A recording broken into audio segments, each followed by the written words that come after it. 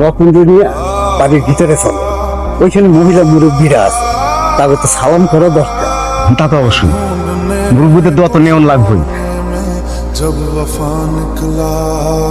চাচা জুতা তো নাই, জুতা কো? জামাইয়ের জুতা চুরি হইব এমন তো কথা ছিল না। জুতা নিশ্চয়ই আছে। এই এদিকে আয় তো, এই দেখ ওই পাশে জুতাটা খুঁজে পাওয়া যায় নাকি?